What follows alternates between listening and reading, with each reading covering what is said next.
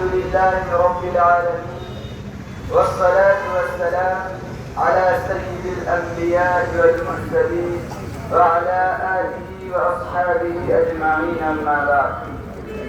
أعوذ بالله من الشيطان الرجيم. بسم الله الرحمن الرحيم. إنما يخشى الله من عباده العلماء إن الله عزيز غفور.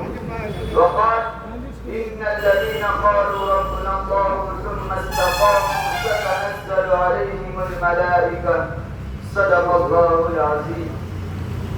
جنہیں میں ڈھونڈتا تھا زمینوں میں آسمانوں میں، جنہیں میں ڈھونڈتا تھا زمینوں میں آسمانوں میں، وہ نکلے میرے ظلمت خانے دل کے مدینوں میں.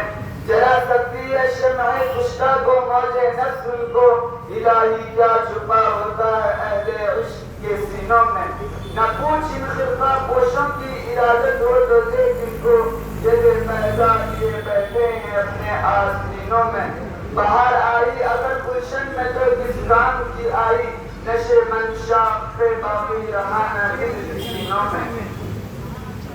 محترم حضرات اور دور دراز سے آئے ہوئے مہمانان نظام اور میرے مشرف و مربی اساتذہ کرام اور میرے عزیز ساتھیوں، آج میں ان یاران باصفا، شہیدان عشق و وفا، وارثان میلاد اور سراقیل آزادی کے تذکرے کی سعادت حاصل کر رہا ہوں، جن کا قلب و جگر اسلام کی عظمت سے معمور تھا، جن کے چہرے پر عزم و استقلال کی کرنیں جلوہ فگندی، جن کا دل جذبہ جہاد سے سرشار تھا، جنہوں نے اپنی پوری زندگی اسلام کی سربلندی اور اعلاء کلمت اللہ کے لیے وقف کر دی تھی، جن کی ایک تاریخ ہے، جن کی ایک داستان ہے، جنہوں نے ہر دور میں اسلام کی آبیاری کی ہے اور چپستان عالم کی طرف بڑھنے والی ہر باد سموم کی راہ میں دیوار آہنی اور جل سکندری بن کر حائل ہو گئے.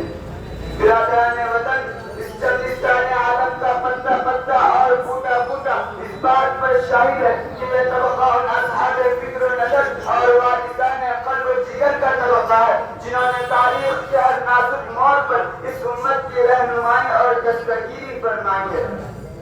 جب ہندوستان کی اس مقدس سرزمین پر انگریزوں کا ناپاک سایہ پڑا اور وہ اپنے شاگردانہ اور عیارانہ چالوں سے یہاں کے مالک بن بیٹھے، جب باشندگان ہند پر طرح طرح کے ظلم و ستم کے پہاڑ توڑے جانے لگے، جب ہندوستانیوں کو غلام بنایا جانے لگا، جب ہندوستانیوں کا خون ان کے پسینوں سے ارزا ہونے لگا، تو ایسے نازک وقت میں سب سے پہلے جس شخص نے عالم بغاوت بلند کی وہ شاہ عبدالعزیز ابن ولی اللہ محدث دہلوی رحمت اللہ علیہ ہے. یہ وہی مرد مجاہد درویش خدا ہے جنہوں نے وقت سے بہت پہلے ہی مسلمانوں کو نصب العین کا اعلان فرما دیا تھا، جہاں تک پہنچنے کے لیے ابھی دوسروں کو برسہ برس انتظار کرنا تھا. شاہ عبدالعزیز کا فتویٰ کیا تھا؟ ایک برف بھی ماتا جو دشمنوں کے نخل تمنا پہ گر پڑی. جگہ جگہ آزادی کے شعلے بھڑکنے لگے اور پرچم لہرانے لگے، سینوں میں ولولے مچنے لگے اور حوصلوں نے انگڑائیاں لینی شروع کر دی.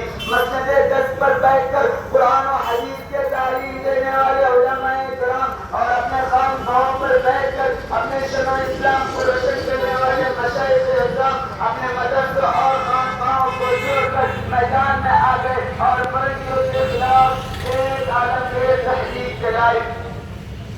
لیکن بزم جنوب کے دیوانے ہر راہ سے پہنچے محفل تک، اس بزم جنوب کے دیوانے ہر راہ سے پہنچے محفل تک، کتابی ان کی عام ہوئی صحراؤں سے لے کر ساحل تک.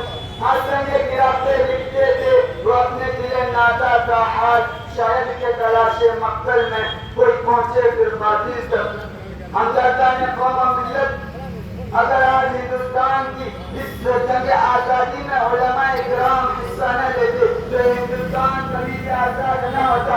اگر یہ سرخیہ آزادی نہ ہوتی تو تحریک آزادی نہ چلتی، تحریک خلافت نہ چلتی، تحریک ریشمی رومال نہ چلتی، ہندوستان چھوڑو تحریک نہ چلتی، مقدمہ وہابیان نہ چلتا، ہمارا سازش کیس نہ بنتا. البتہ علماء اکرام نے اپنے خون جگر سے عروج آزادی کی حنا بندی کی ہے اور اپنے مقدس سروں سے شجر شہر آزادی کو دیا اور پروان چڑھایا ہے. سن 1857 میں دو معاہد بنائے گئے. ایک معاہد امبارہ پر جس کی قیادت حضرت مولانا جعفر خان شریف کی تھی. دوسرا معاہد شاملی پر جس کی قیادت حضرت حاجی عزت اللہ معالی مکی کے پاس تھی. اس جنگ میں بڑے بڑے علماء اور صلحاء شہید ہوئے. اسی جنگ میں حافظ ضامن شہید ہوئے. اس 1857 کی جنگ آزادی میں 2 لاکھ مسلمان شہید ہوئے جن میں 51,000 علماء کرام تھے. صرف دہلی میں 500 علماء دین کو پھانسی کے پھندوں پر لٹکا دیا گیا. بہرحال اس جنگ میں وسائل کی قلت اور اپنوں کی غداری کی وجہ سے فرنگیوں کا غلبہ ہوا تو وائسرائے برطانیہ نے اپنے ہندوستانی مشیروں سے رائے طلب کی کہ بتاؤ ہندوستان میں ہماری حکومت کیسے قائم رہ سکتی ہے. تو ہندوستان میں رہنے والے سب سے بڑے سیاستداں ڈاکٹر ریگن جو رپورٹ پیش کی اس میں لکھتا ہے کہ ہندوستان میں سب سے زیادہ بیدار مسلمان ہے اور جنگ آزادی صرف مسلمانوں نے لڑی ہے. مسلمانوں میں جب تک جذبہ جہاد موجود ہے اس وقت ہم لوگ ان پر حکومت نہیں کر سکتے. اس لیے جذبہ جہاد کو ختم کرنا ضروری ہے اور جذبہ جہاد کو ختم کرنے سے پہلے ایک اور چیز کا ختم کرنا ضروری ہے. وہ یہ ہے کہ ہندوستان سے علماء اور قرآن کو ختم کر دیا جائے.